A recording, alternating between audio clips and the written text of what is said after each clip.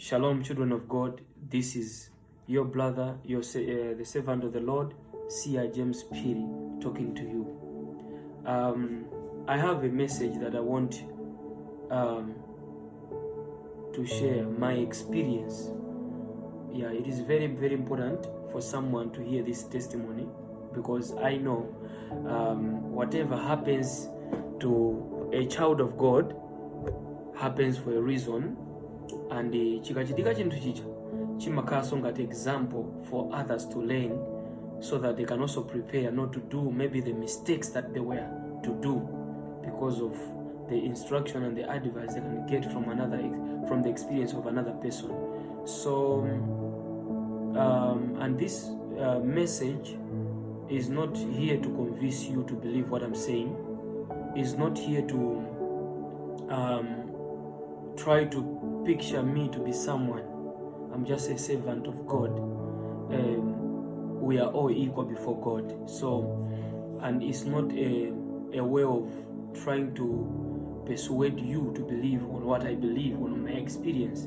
Komano ndi utengo mene kupita kwa ndani kwa anthu amene, they are spiritual grown-ups. Komanso they are wise, they have the wisdom of God, because remember the Bible says the wisdom of God is different from the wisdom of this world. Actually, God has chosen the wisdom of God to be foolishness to this world.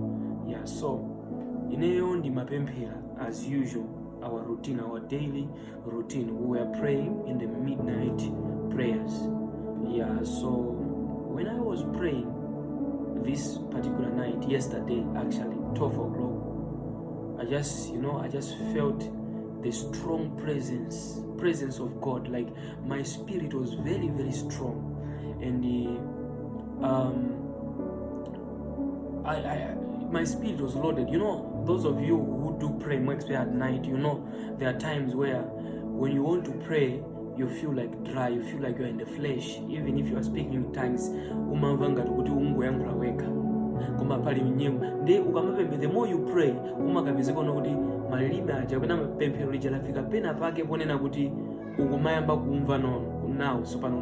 you are in the spirit. You get my point. But now, to my surprise, this particular night yesterday, when I just started praying, I felt I was in the spirit. I felt the mighty presence of God, and I was in the spirit. So I began to pray, and I prayed and I prayed and I prayed just about maybe 10 to 15 minutes, about maybe 2 to 5 minutes in the midst of prayer. Something happened whereby I was taken in the spirit. I saw myself coming out of this body. To those of you who have ever had a dream where you saw yourself sleeping, you were sleeping and then you saw yourself leaving the body, that was the experience.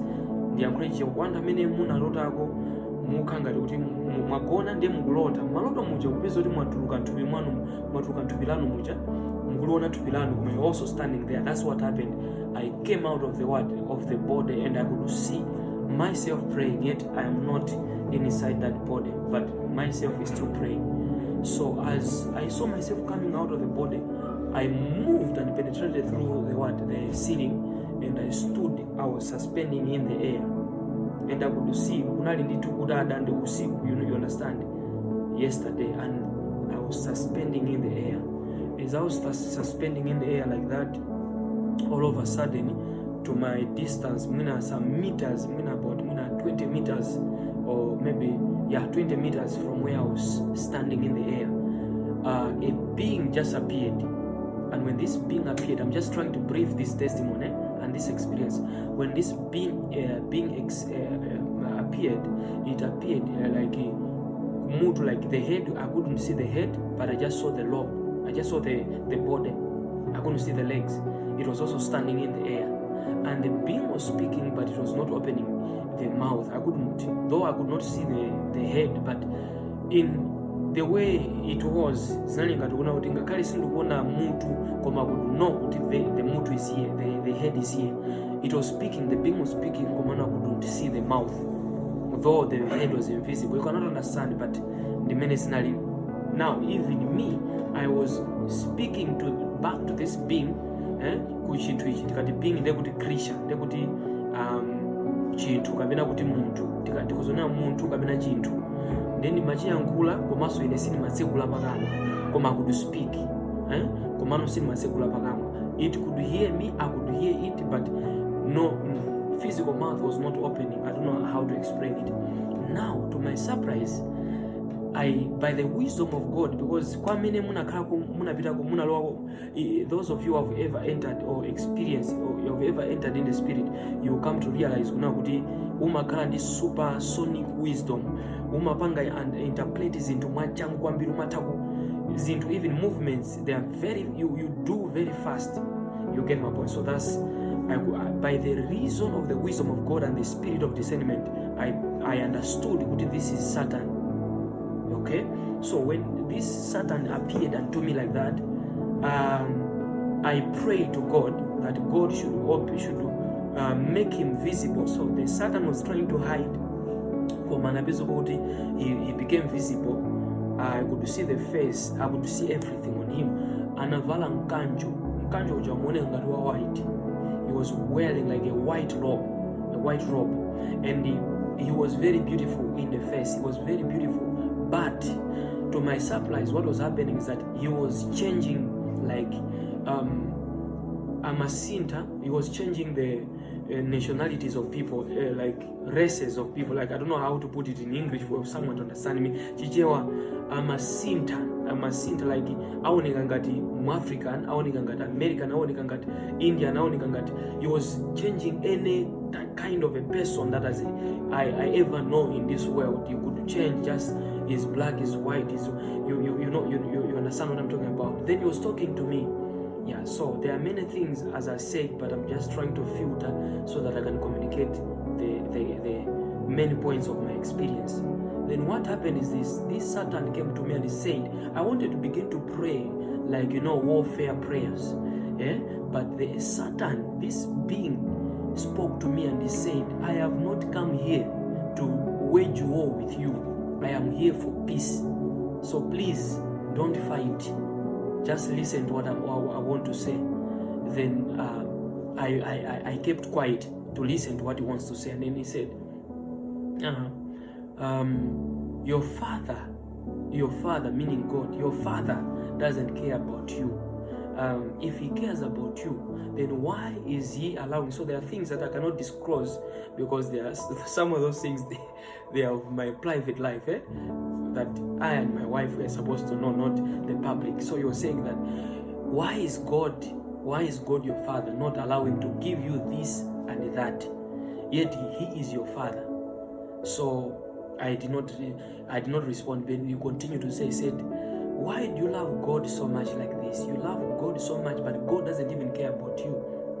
And you know what? Every person who has ever believed in this God and followed this God genuinely and faithfully, he ends up being nothing and nobody. You don't go anywhere. And then I was wondering, what is he talking? What he's talking about? And I said, you know what? This Father, this God, if you continue to believe in him like this, you will not go anywhere and you will remain as nobody. I have come here to give you an offer. If you can accept my offer, I can make you to be the man that you have never imagined. You can be a most powerful man, and you can be a man of God and people tremble, people be bowing down to you. And then he said, look at the government, look at people and politicians, business tycoons and people that are worth, that have got money. All of those people can come and bow to you, can come and respect you, can come, can respect and tremble at your word. But if you can only bow to me, and this is Satan's speaking, and listen to me, children of God, the way this devil, this Satan was speaking, it was attractive and seductive. And by the reason of the scriptures, I came to realize what it means when Satan is named, like is named Satan. The word Satan actually is coming from I believe it's a Greek word that calls him diabolos, and that diabolos is a word that means deceiver. That's when I discovered that Satan is a deceiver. He began to speak to me, and he was telling me, God has failed to make me prosperous, to bless me, to give me money, to give whatever I want, and because of that, he has come to give me all those things. only on one condition, that if I can bow to him. And you know what, when I was singing, and remember, the prayer is still taking place down there, but I'm standing and I'm talking with him. And by that time, I can only hear that I'm praying down there, but I am not there. All my senses are with this being called Satan. Now, as he was talking, he was saying, I have come to give you an offer that you bow to me, and if you bow to me, I will make you prosperous. Then I began to retaliate, to answer him back, and I was saying, you know what, I cannot receive, I cannot bow to you, and I don't want those things, because my life belongs to God, and I belong to God and God alone. Then this Satan continued those persuasive words. He was saying, you know what,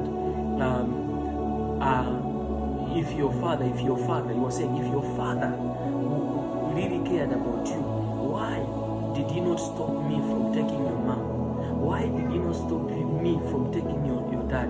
And you know what, in natural life, in real life, my mom died. I don't even know how she looks. Of course, one day in the spirit I was taken and I saw, but physically I don't know my mom. You get my point?